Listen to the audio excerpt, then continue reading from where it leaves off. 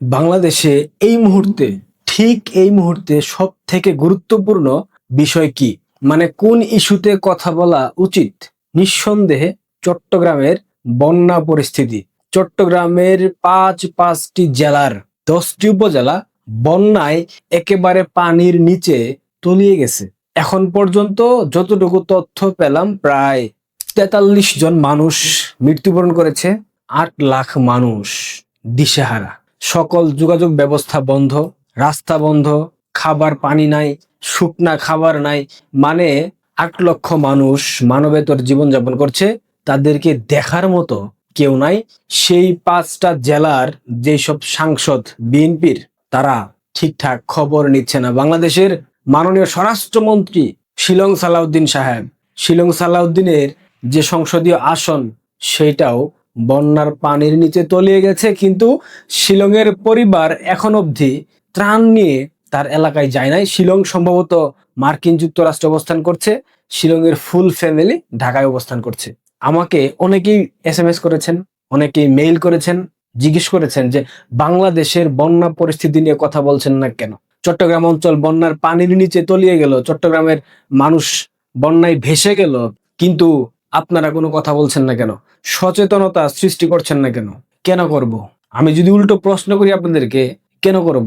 যে জাতির 9 মাসের স্বাধীনতা পছন্দ হয়নি, যে জাতি 9 মাসের স্বাধীনতা পাওয়ার পর স্বাধীনতার যে মহানায়ক, যে ব্যক্তি এই জাতিকে স্বাধীন করে দিয়েছিল, একটা নির্দিষ্ট মানচিত্র, পতাকা, ভূখণ্ড, জাতীয় সঙ্গীত উপহার দিয়েছিল, পাকিস্তানিদের পরাধীনতার শৃঙ্খল থেকে মুক্ত করেছিল, সেই মানুষটাকে 5 আগস্ট জঙ্গি অভ্যুত্থানের পর আপনারা যেভাবে অসম্মান করেছেন, অপদস্থ করেছেন, যেভাবে ইতিহাস বিকৃত করেছেন, এরপরেও কিভাবে বাংলাদেশের মানুষের প্রতি ভালোবাসা, আবেগ, অনুভূতি থাকে? আমারে তো আবেগ নাই, আমি সম্পূর্ণরূপে আবেগহীন একজন মানুষ। যে জাতি তার জাতির পিতাকে অসম্মান করবে, অপদস্থ করবে, সেই জাতির প্রতি ভালোবাসা দেখানোর মতো আবেগ সম্পন্ন মানুষ আমি না। সুতরাং চট্টগ্রামের বন্যা পরিস্থিতি নিয়ে কোনো কথা বলবো না ভেবেছিলাম, কিন্তু ছোট্ট করে বলি, যেহেতু আপনারা অনেকেই জানতে চেয়েছেন। বাংলাদেশে অতীতে যতবার বন্যা হয়েছে, উদাহরণ সবশেষে সিলেট অঞ্চলের যে বন্যা ছিল, সেই বন্যায় অনলাইন ইনফ্লুয়েন্সার যারা বাংলাদেশে ছিল, অনলাইনে বিভিন্ন ধরনের প্রচারণা চালাতো, এদের মধ্যে সবার আগে এগিয়ে ছিল ব্যারিস্টার সুমন। সিলেটের বন্যার শুরুর দিকে তিনি ট্রাক সহ ত্রাণের বস্তা নিয়ে হাজির হয়েছিলেন। এরপর উনার ধারাবাহিকতায়, উনাকে দেখে অনুপ্রাণিত হয়ে বাংলাদেশের অধিকাংশ সেলিব্রিটি যারা সোশ্যাল মিডিয়াতে অনেক বেশি জনপ্রিয়, তারা কিন্তু ত্রাণ নিয়ে গিয়েছিল। উদাহরণ তৌহিদ আফ্রিদি, অনেকেই গিয়েছিল। চট্টগ্রামের বন্যায় তারা কোথায়? ব্যারিস্টার সুমনকে অন্যায়ভাবে 2.5 বছর যাবৎ কারাগারে রেখে দেওয়া হয়েছে। তার অন্যায় ছিল যুদ্ধ অপরাধী রাজাকারের বাচ্চাদেরকে ঝোলানোর পেছনে ব্যারিস্টার সুমনের একটা ব্যাপক ভূমিকা ছিল। ব্যারিস্টার সুমন কিন্তু আওয়ামী লীগের এমপি না, স্বতন্ত্র নির্বাচন করে আওয়ামী লীগের প্রার্থীকে হারিয়ে তিনি সংসদ সদস্য নির্বাচিত হয়েছিলেন। এটার পরেও ব্যারিস্টার সুমনকে গ্রেফতার করে আটকে রাখা হয়েছে, তাকে জামিন দেওয়া হচ্ছে না। ইভেন সুপ্রিম কোর্টের যে নির্বাচন হলো বার কাউন্সিলের, সেখানেও তাকে অংশ নিতে দেওয়া হয়নি।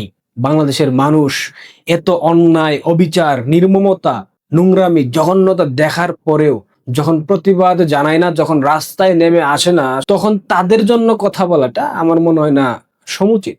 বিগত 2.5 বছর থেকে বাংলাদেশে যা যা হচ্ছে, প্রত্যেকটা বিষয় নিয়ে আমরা কথা বলেছি, আমরা সচেতন করার চেষ্টা করেছি, কিন্তু আলটিমেটলি কেউ বিশ্বাস করে না। সবাই ভাবে আমরা দেশের বাইরে থেকে গুজব রটাই, আমরা দেশকে অস্থিতিশীল করতে চাই। চট্টগ্রামের 5টা জেলায় 40 লক্ষের উপরে মানুষ পানিবন্দী, তাদের মানবেতর জীবনযাপন, কবর থেকে লাশ পানির স্রোতে উঠে যাচ্ছে, পশু পাখি সবকিছু ভেসে যাচ্ছে, কিন্তু সরকার নিশ্চুপ। সরকারের প্রধানমন্ত্রী সেলফি তুলে ঢাকা মেডিকেল কলেজের কোনো একটা অনুষ্ঠানে গিয়ে, সেখানে গিয়ে তার স্ত্রীকে বলে সে আমার মনের ভেতর, মগজের ভেতর। কত নাটক!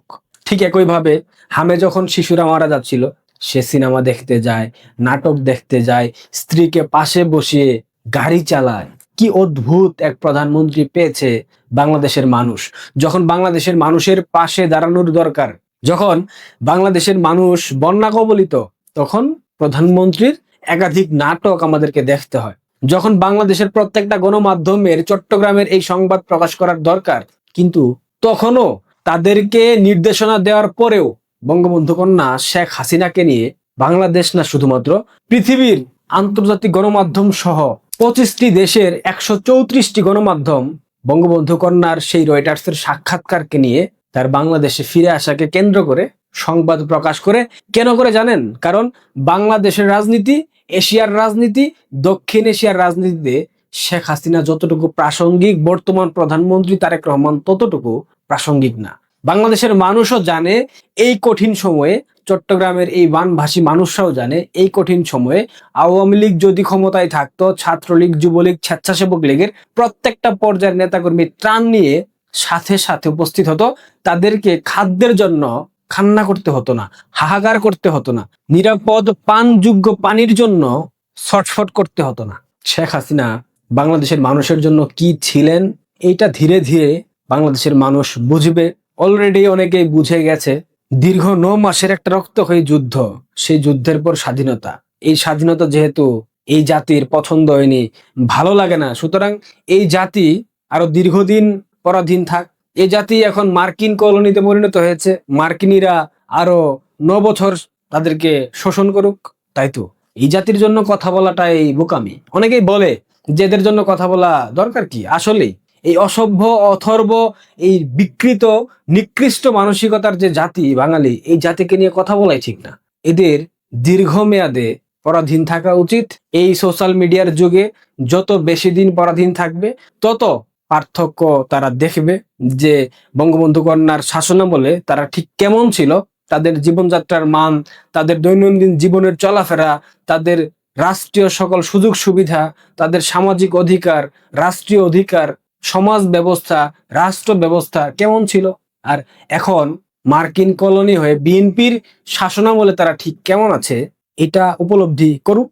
চট্টগ্রামের এই 40 লক্ষের উপরে বানভাসী মানুষ, তারা কিন্তু হারে হারে টের পাচ্ছে শেখ হাসিনার সময় তারা কেমন ছিল, এখন কেমন আছে।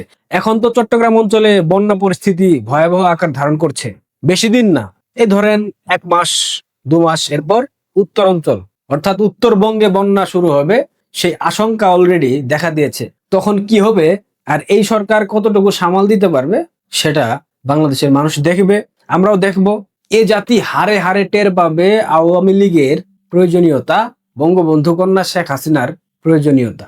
বাংলাদেশের যে সকল বুদ্ধিজীবী, যে সকল টকশো স্পেশালিস্ট, সকল সেক্টরের ডলার খেকো বদমাইশরা যারা বিভিন্ন সময় বিভিন্নভাবে শেখ হাসিনার ফিরে আসার বার্তাকে প্রপাগান্ডা হিসেবে চালিয়ে দেওয়ার চেষ্টা করছে, তাদের উদ্দেশ্যে একটাই বার্তা: শেখ হাসিনার প্রয়োজন নাই। মনে করো শেখ হাসিনা রাজনীতি করবে না, আওয়ামী লীগ রাজনীতি করবে না, তোমরা রাষ্ট্র পরিচালনা করো না ভাই।